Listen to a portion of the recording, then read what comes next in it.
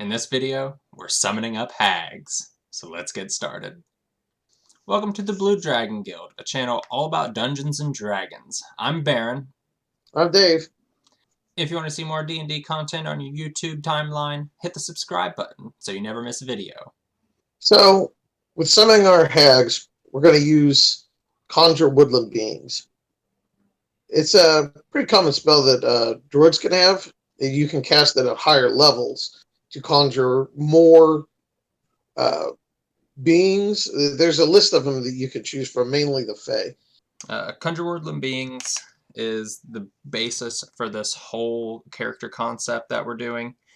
As Dave said, it's a really common druid spell. It's also available to rangers whenever they can cast 4th level spell slots.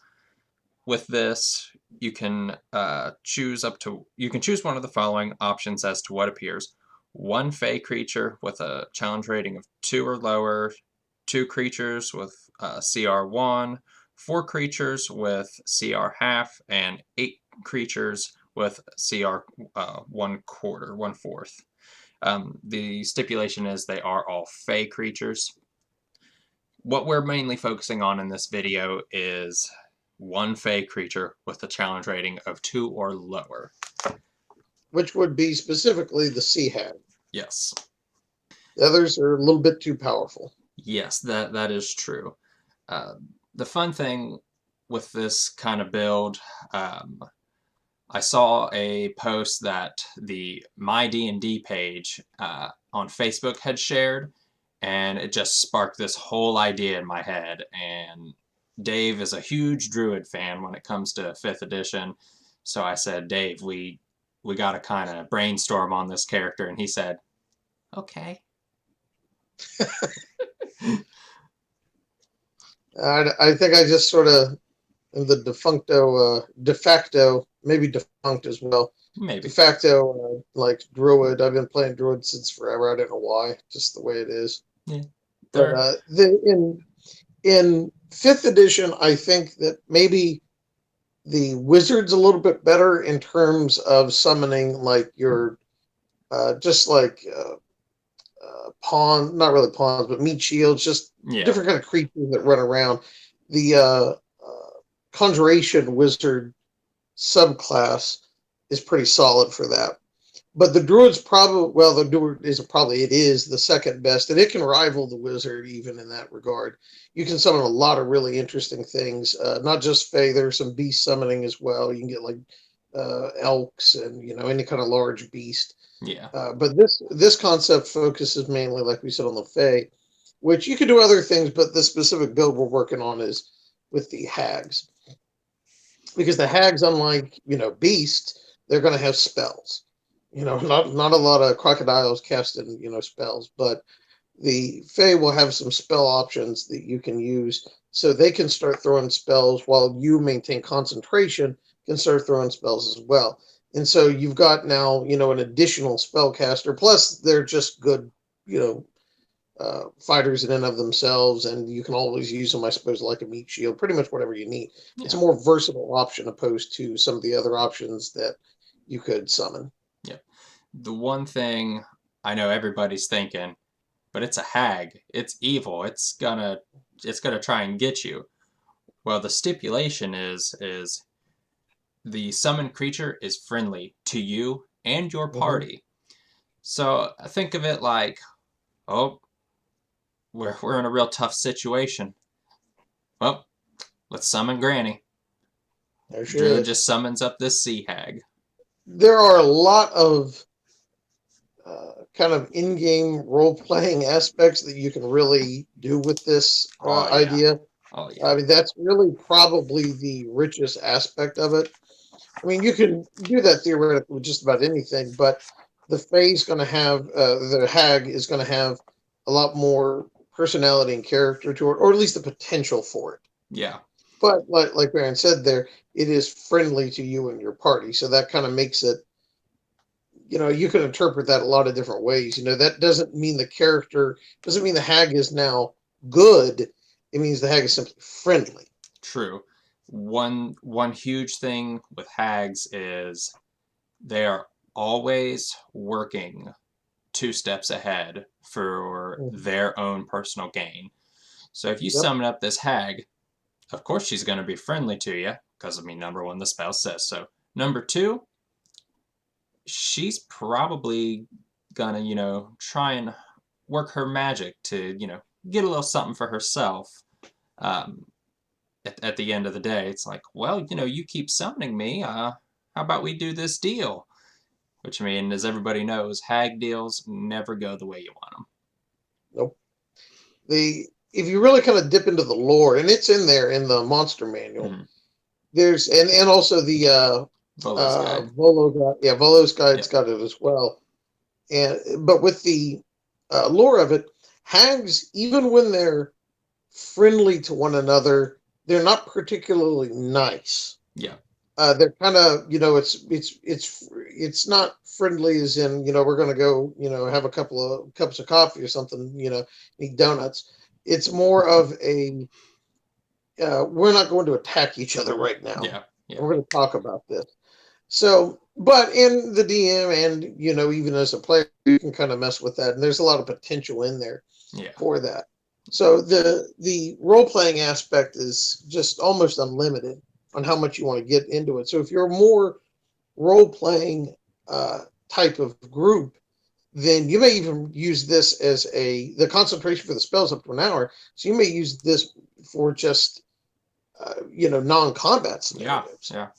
Yeah. I mean, hags, they're huge on collecting like secrets, little things like that. So I mean, if the group continuously summons a hag, just start weaving it in your storylines. Like, Mhm. oh, there's this secret. It's like, you can drop little breadcrumb hints and be like, oh, well, maybe that hag you always summon up has an idea. And then, of course, you summon her up. Of course, she's going to want something for herself. So, I mean, that just keeps, circling back in on itself. And A it's lot of the fun. times, yeah, it's absolutely fun. A lot of times, the things that the hag wants are not necessarily simple things like some silver or gold or something. It Yeah. might be children's teeth Yeah. or children Yeah. themselves, Yeah. or somebody's hand, something sick and twisted, which is tons of fun.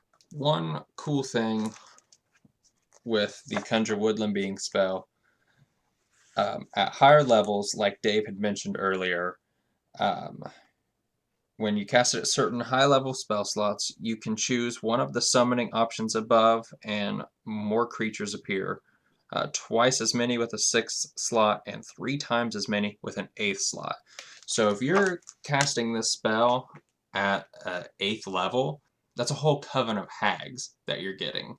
And a coven itself gets its own like set of spells and things that it can Hmm. use. Yeah, the coven spells dip into much more powerful things and allow them to use higher level spell slots than what would normally be available. Mm-hmm. In this example, what would normally be available to like a CR2 uh, monster or character. Like one of them, if I remember right, is Eye Bite, which is a pretty powerful spell that a CR2 character should not have. Yeah. Oh Uh, yeah. but but when you consider it, you've got to be able to cast this as an eighth level spell. Then you're going to be in a higher Yeah. Oh level yeah. yourself. But that's great. That's fine, and you can use this in a completely different um, element. One of the things I was thinking about when we were talking about this, I thought, wouldn't it be neat if this was? We were talking about mainly doing it as a player character. Wouldn't it be neat if this was a story element of maybe you've got a group of hags that you think are the bad guys, but in reality, they're just being summoned by an Ooh, even more powerful druid. that's And so it's kind of like one of the things that I always liked about D&D, and it's kind of, I don't know if it's really a trope, but it's just something where you'll see like you think you know who the bad guy is this whole time, only to have an even more powerful bad guy come in and either kill the previous bad guy, or you realize that we're in a lot worse shape than we actually thought we were. I I think that's a brilliant idea. I didn't even think of that. So if you're a DM, I highly recommend this kind of idea, like Dave said. Because, I mean, a lot of times people don't think of druids as the bad guy. I know in Mm-mm. Curse of Strahd, there's some evil druids in there.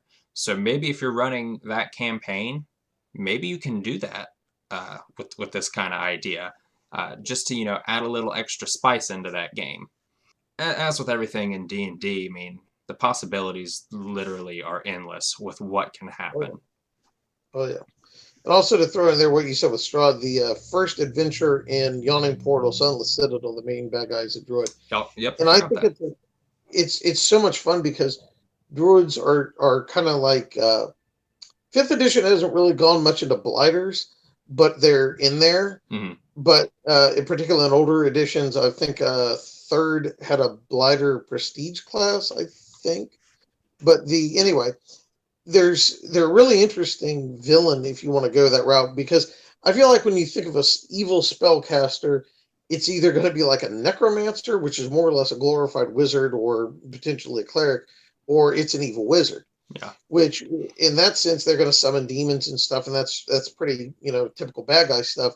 Where in this route, you could summon something that's still evil in Hags, plus it's a spellcaster that's not your typical evil spellcaster. yeah, yeah.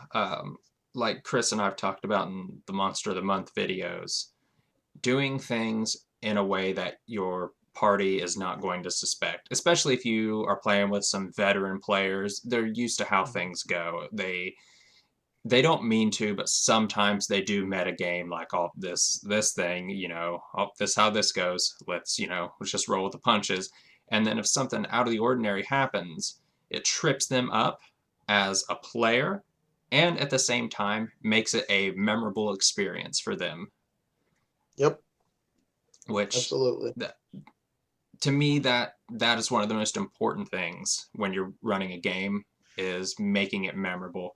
Which means not every session, not every game is going to be extremely memorable, but Hmm. it comes down to those standout times that happen, and you're like, oh man, you remember when that demon got summoned outside of our house, and then we just bribed it away. It's something that you're going to talk about for years to come with your group. And that's what it's all about is the fun and making fun memories and kind of having something to discuss and building upon those for future campaigns and Yeah. for future character ideas and all that kind of thing. Like D&D is very organic. It's never, well, ideally, it should never be a stagnant. This is the way it always is. We Mm-hmm. always do it this way.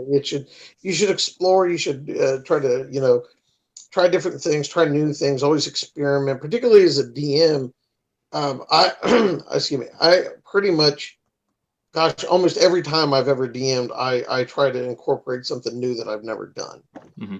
and it's to challenge, like we said there, veteran players or veteran ideas. Like try to challenge those, come up with something new, but also to kind of get a better grip of the rules. Because I mean, I don't know anybody that's played D&D's that's perfect. Yeah. Yeah. I don't even. I mean, maybe Jeremy Crawford, is perfect. Because he designed the darn thing.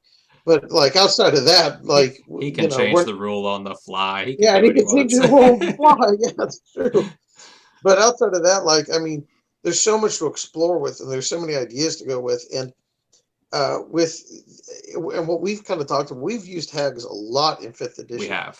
And man, they're so versatile. There's so many wild things, so many creepy, deep stories that they can come with. Curse of Strahd's got some Mm, uh, right in the beginning of it, and man, they're just such a really good, versatile uh, monster that I think is kind of underrated. A lot of people, oh, we go dragons or beholders or giants or something, orcs. But like, man, I mean, you probably go if you think of classic D&D villains, you could probably go find a top 10 list that'll never list hags. mm, But if you see somebody that's been playing for a long time and ask them, you ever run into hags, you ever use hags, then they probably got a really cool story that goes with them because they're such a creepy character. yeah. What made I think I mean I don't know exactly what they're based off of, but I kind of think they're leaning toward like the Baba Yaga Yeah. figure in Russian folklore. And the one that comes to mind is the newest Hellboy movie. Boy, howdy, there's some creepy stuff in that. And anything along those lines, just it's all about setting creepiness Yeah, and really excellent for a horror campaign. They're yeah, almost perfect for a horror campaign, just because how and creepy and weird they are. yeah, they're super creepy, and we, like Dave and I mentioned, there's more hags in the Volo's guide. Oh yeah. There, I mean, in a couple of the newer books, that there's hags in there. I I can't remember which book it is, but there. Uh, Part of me wants to say it's the Ravnica book, but I'm like 99% sure that's wrong. There's a new hag in one of the newer supplement books. I mean, there's a ton of hags, and if you go third party, like the Tome of Beasts, Creature Codex from Kobold Mhm. Press, or even the Kaywood books, Monsters of Feyland, Monsters of the Underworld, and I'm sure their new one, Monsters of the City, will have hags in it as well. I mean, the possibilities for hagdom is infinite with all these different things. I'm not sure if it's going to be in there. I'm a little bit hopeful, but the Theros book that's about to come out, I'm kind of dating this video, I guess, by saying this, but the Theros that's coming out here in June, I want to say, is based off. It's not June. They pushed it back.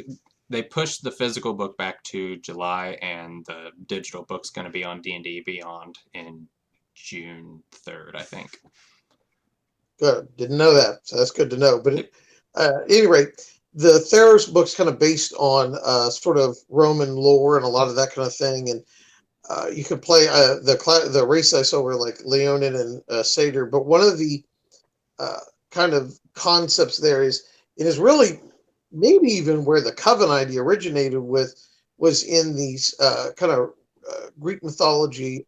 Perseus, there's a coven of three hags that have like this eye thing that they use, and that lore is in there in the monster manual. But I would be surprised if there aren't going to be new hags in that book. I would be shocked if there's not at least one or some coven option. I mean, I'm really looking forward to that. Well, we'll just have to wait and see. So if you think that this character concept of the Hag Summoner Druid seems like something you would enjoy playing, tell us about it down in the comments section below. If you never want to miss a video from us, hit the subscribe button and ring the little bell to always get our notifications. We release a new video every Friday. And until next time, keep the dice rolling.